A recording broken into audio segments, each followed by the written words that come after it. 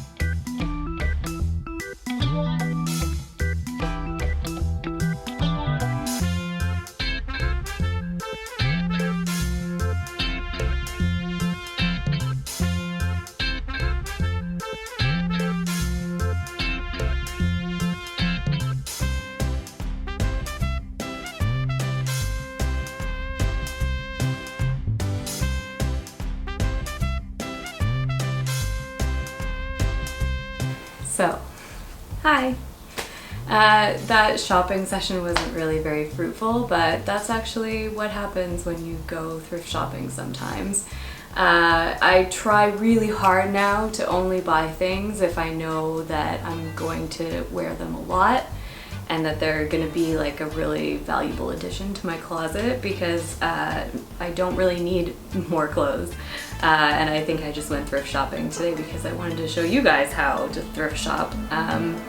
So what I thought I would do instead is show you some things that I've already bought from Common Sort, and you can see the kinds of things that it's possible to find if you're very patient and you wait for the right thing. So I guess I'll start with some shoes that I've bought. I got these about a year ago. They're like the super cool gold Stan Smiths.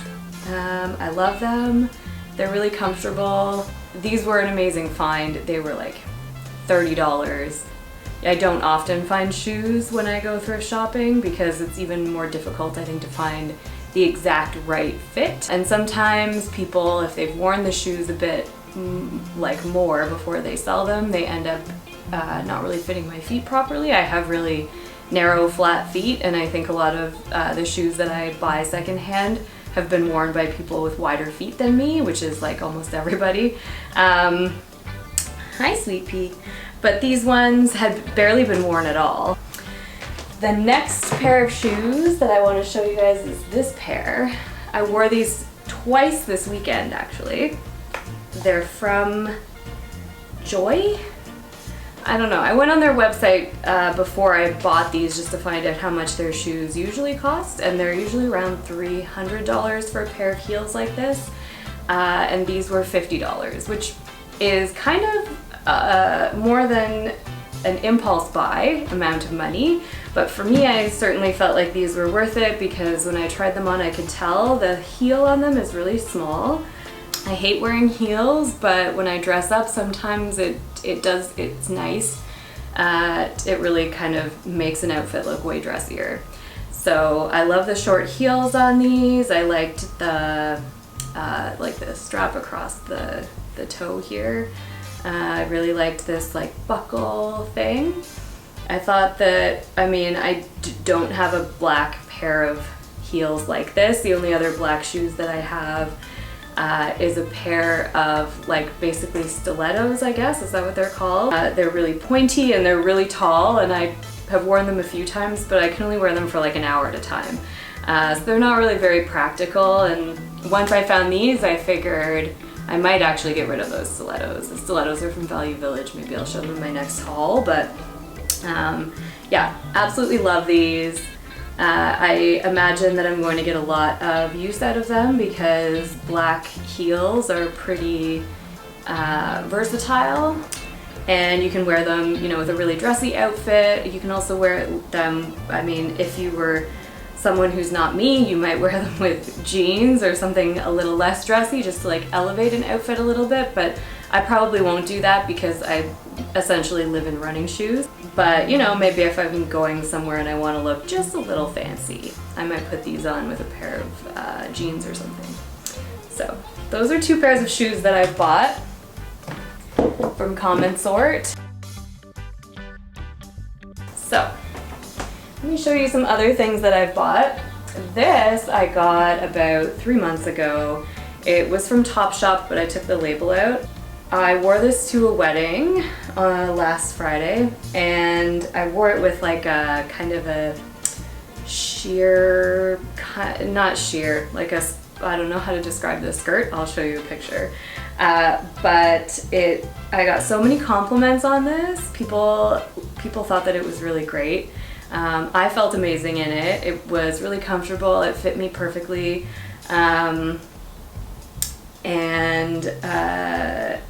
I, you know, when I saw it at Common Sort, if I had not had this wedding coming up, I probably wouldn't have bought it because it really is kind of a statement.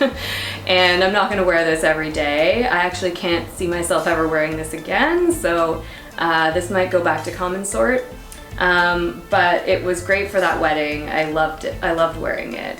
And yeah, it was a really fun piece. And I guess I could probably dress this down a little bit as well. Maybe wear it with like a pair of wide leg black pants or something. But in reality, I'm probably never going to wear this again. And that's okay because I paid $14 for it. It belonged to somebody else, and once I'm finished with it, I'm going to give it away again, and then another person will get to enjoy it again, which is the great thing about secondhand clothes. This Oakenfort shirt I got very recently, actually, probably 2 weeks ago. I've only worn it once or twice since I got it, but I have a feeling this is going to become a pretty staple piece of my wardrobe. Is that a word, a phrase? A very staple piece of my wardrobe. It's going to become a staple of my wardrobe because it's gray. You can't really see cat hair on it, which is wonderful. It's really comfortable. It's not super heavy, so it's easy to wear in the summer, but it's also the kind of thing that's really easy to layer, so in the winter it'll probably stay in my, you know, like go-to pieces because it's easy to throw a sweater over it. Yeah, I like this a lot. I don't remember again how much this one cost. I think that it was around $15. Most t-shirty type things at Common Sort are, depending on whether or not they're from like a notable brand, they can range between like 15 to 10. I found a few shirts there for 8. But because this is from Oakenfort, which is, I guess, a cool brand, it was around 15, I think. This I have honestly no idea what it's made of. It feels like silk, but I'm really not sure. And I think it's handmade. It's really hard for me to tell. It doesn't have anything on here that even looks like a label used to be attached. And it has like some sort of just imperfections that make me think it was handmade, and actually that makes me love it so much more. This is another like total staple in my wardrobe because it's so easy to wear. You can wear it with jeans, you can wear it like with dressier pants to kind of dress it up a little bit. It's like really flowy, it feels great in the summer. In the winter I've worn it layered like with a turtleneck underneath, like a long sleeve turtleneck, but it's also really easy to wear underneath a cardigan. Yeah, I think that, again, the reason I love this so much is because I have no idea where it's from. and also because it's like a monochrome that doesn't attract cat hair, and that's kind of a big deal for me. So this I love wearing it like sort of buttoned a little bit with like either a little like bralette underneath or with a t-shirt all the way unbuttoned. Like there's lots of different ways that I've been wearing this. I've had this one for about a year as well, and I think I'm gonna get a lot more years out of it because it's a pretty classic looking piece that I don't think I'm gonna get bored of very soon. Don't remember how much this cost. I think that it was around $20, but it might have been less because usually if you find a piece sort of like that skirt that I found before, if it doesn't have a label on it, they don't know where to put it price point wise. So they'll usually mark it a bit lower than what it might be worth. So yeah, I think this was around 15 or 20, probably closer to 15. And I love it. The last thing that I want to show you is this amazing pantsuit that I also got from Common Sort. It is so cool. It's vintage Le Chateau from when Le Chateau made their stuff in Canada. If you're not Canadian, you may not know what Le Chateau is, but at this point, it's like one of the cheapest, grossest mall brands ever, and I've not stepped foot in a Le Chateau in sincerely probably 20 years. But back in the day, I remember I used to think that it was like a super stylish brand, and I actually don't know if they ever were cool. I've worn this a couple of times. I've worn it to shoot an event. I have worn it to a wedding. I've worn it for like a dressy family dinner. My favorite way to wear it is with white like camisole underneath here with it unbuttoned, because I find that looks it gives it like a little bit less of a 90s look. When it's buttoned all the way, it has that really 90s vesty kind of look to it, which is probably really cool, but I just don't feel like I can pull it off because I grew up in the 90s, and looking too 90s is just a bit weird for me. It has these ties which could tie up in the front, but normally when I wear it I tie them in the back. I love that it kind of looks like a dress, but it's actually pants. I actually really love that about any pair of pants, if they kind of look like a dress or a skirt, but then actually secretly they're pants. And yeah, I love it. I think I'm shooting a wedding in a couple weeks. I'm probably gonna wear it for that. Le Chateau, 90s. All right, so that's it. I think that the really important thing about buying clothes secondhand is being patient. As much as you can, try to accept your wardrobe as it is. Like those shoes that I showed you before, which are now covered with all of the other clothes that I've been showing you. Those both pairs of shoes actually. I was looking for a pair of white sneakers forever, but I didn't want to buy them new because I didn't need them. I just wanted them.